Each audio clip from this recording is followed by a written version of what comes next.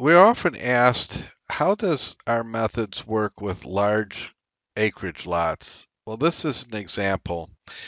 What happens on our large acreage lots, if homes are all at the same minimum setback, whether it's 30 foot or 50 foot or whatever it is, they just take on a more of a bland appearance.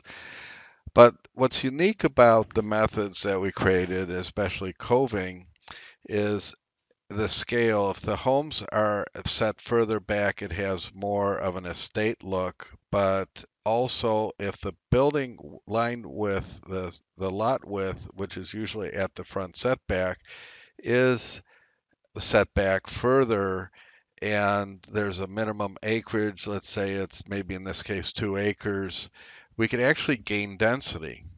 So again, the same things apply whether it goes up or down. So the methods work quite well on these large lots where people think, well, what's the difference? They're still large lots. But as long as we're under, let's say about 3 acres, it's still fairly effective to minimize street and gain density, as you can see here.